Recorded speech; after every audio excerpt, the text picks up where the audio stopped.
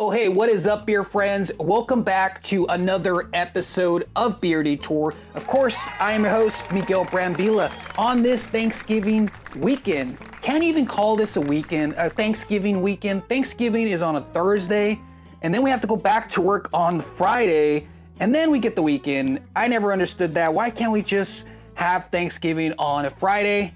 Let's grab Thanksgiving from Thursday and push it to Friday. I think we'd all enjoy a nice 3-day weekend with family and friends, right? Well, that's just an idea. Let's start a petition or something, guys. Don't even get me started on daylight savings. It is killing me. But anyways, it's not a time for arguing. It's a time for reflecting. It's a time to get together with family and friends for Thanksgiving and just enjoy each other's company and be thankful for what you have. In most cases, we enjoy a lot of turkey, food, mashed potatoes, pies. In my case, I love to enjoy all different types of beer. Now, I'm trying to find out what makes a good Thanksgiving beer.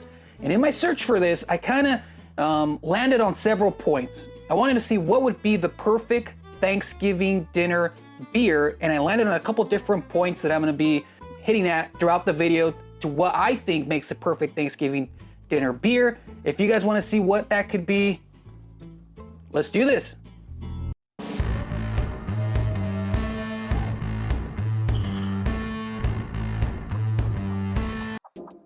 All right, guys, so today we're gonna find out what makes the perfect Thanksgiving dinner beer.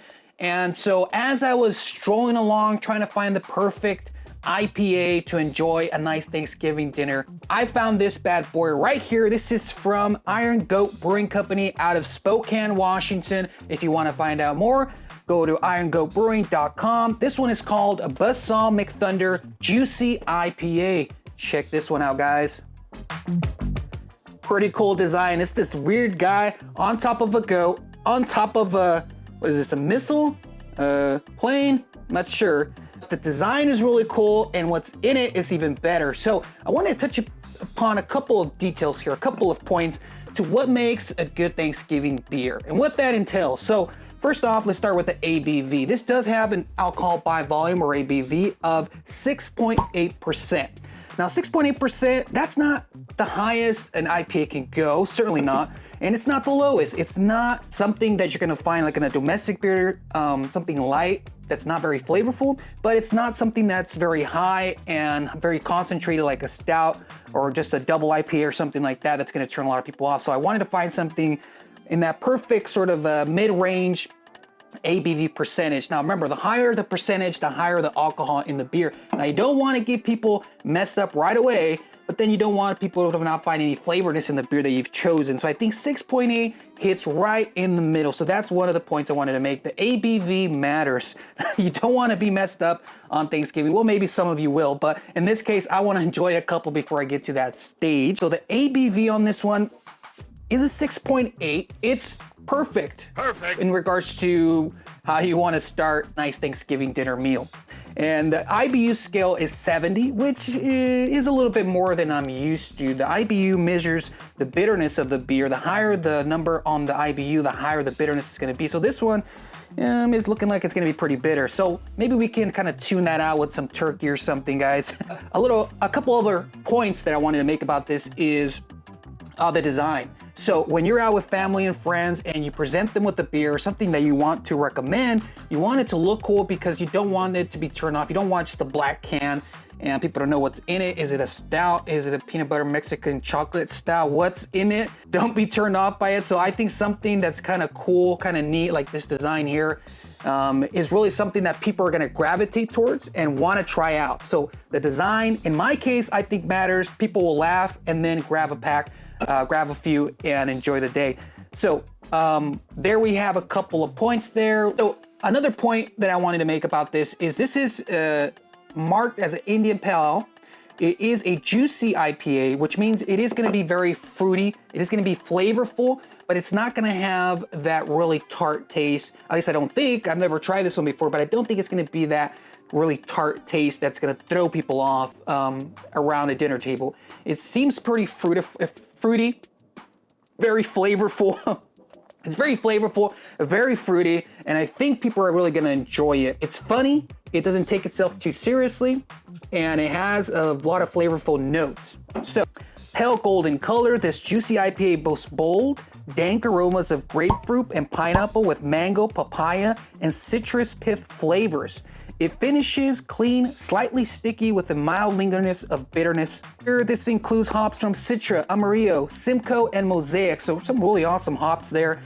Some Northwest grown hops, I might add. But like I said, this does have very fruity notes in there. Grapefruit, mango, papaya, citrus, everything that makes it juicy. And I think pretty perfect for a Thanksgiving dinner. But I am very curious because I want to see what it looks like. I want to see what it tastes like. And then I want to give this bad boy a Beer Detour score. Buzzsaw Mcthunder Juicy IPA from Iron Goat Brewing Company out of Spokane, Washington. It's time to pour this out and see what it looks like.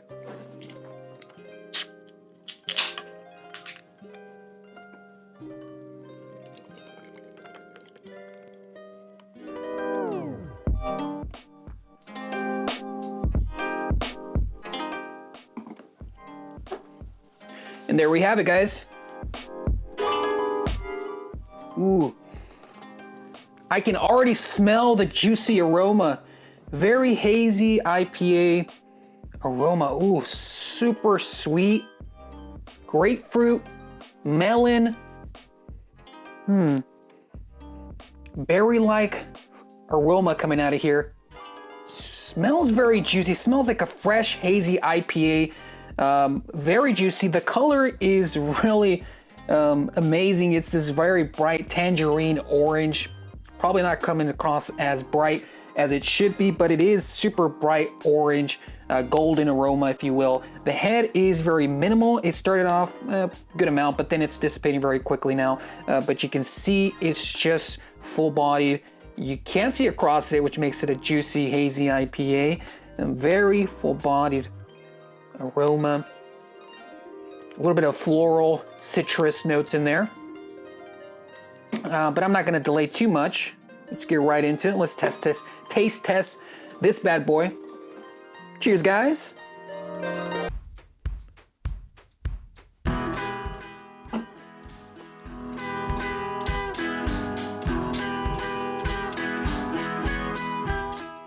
Okay. It is a little bit mellow. It's a lot more aromatic than it is flavorful. I hate to say that, but I say what it is. It's very mellow. It is a little bit bitter. I thought it was going to be more tangy, more tart, well, more mild tartness, but more soury, sort of juicy, sort of hazy citrus, tangerine, grapefruit flavors. It smells super aromatic, like it's gonna be that, but it's more towards the floral side. And I think it's because of that high IBU there, that 70 score on there, makes it a lot more bitter than I think it should be. It looks amazing, smells amazing, but that bitterness kind of overpowers the juiciness that it's supposed to be, the very flavorfulness, the grapefruit, the melon smell that I was getting, the citrus berry-like smell that I was getting kind of gets overpowered by that tartness, that very mellow tartness and bitterness. It is good. I do like it, but it's not what it appears to be. And I'm a little sad about that because I thought this was going to be a very fruity and flavorful, juicy IPA, and it's about half that and more bitterness, more tart.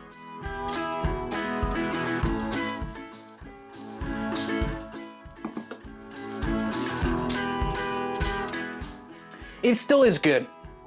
It does have good hop flavor. A lot of hop, strong aroma hop flavor. Really kicks you with that hop ending in bitterness. So it is something that I would drink. But the reason I picked this up, guys, was because I wanted something. I really wanted something that I could recommend to family and friends when I'm at the Thanksgiving dinner table. That was the whole point of this whole show, is to get something that I could recommend and have somebody try out. And I think I might have missed the mark with this one. It is good. It is something I would drink personally. I do like it, but I don't think it's something I would recommend or actually take to Thanksgiving, because I think it's going to be a little too overpowering for people. It looks juicy. It looks very flavorful. It looks like an awesome hazy citrus, grapefruit, berry flavor, but it really isn't. It kind of falls just short of that. It's more of a floral, very hoppy taste, very bitter taste at the end. So if you enjoy that, grab a 6-pack for yourself, but I don't know if I would recommend this for a Thanksgiving dinner, guys. Let's go over and give this a Beer Detour score now. Thank you guys for joining me on this Thanksgiving beer adventure to find the perfect Thanksgiving beer and what that actually means. Today, we had Buzzsaw Mcthunder Juicy IPA from Iron Goat Brewing Company out of Spokane. Now, the reason I grabbed this was because I was under the assumption that it was gonna be the perfect Thanksgiving beer based on a couple of points. One, it had a cool design. It had this guy riding a goat, riding a rocket ship. So I thought that was gonna be really cool to really kind of like recommend and push this towards people to try. Two, it said it was gonna be very juicy. It's actually in the name, Juicy IPA. I thought it was gonna be very flavorful, very sort of berry-like, citrus-like, like a hazy IPA where it's juicy, it's citrus, you get that grapefruit, you get that melon, you get the nice floral aroma at the end, but it wasn't quite that. It was more of a very hoppy, bitter beer, and with a little intent of being that berry-like in the beginning, that grapefruit, pineapple, citrus aroma, but then really leaves you with that bitterness taste, which is good for me, but not something that I would want to take for a Thanksgiving Day dinner. So what does make a perfect Thanksgiving beer? Well, it's something that you want to share with family and friends. You want them to try out. You don't want it to be a dark stout, but then you don't want it to be a very light, sort of normal domestic beer. You want something with some flavor, something that is gonna really make them start enjoying craft beer, IPAs in general. I think a hazy IPA would be perfect for a Thanksgiving Day dinner myself. But let's get back to this one here. In regards to a Beer Detour score, this didn't really do it for me, but I do enjoy it. I'm kind of mixed here.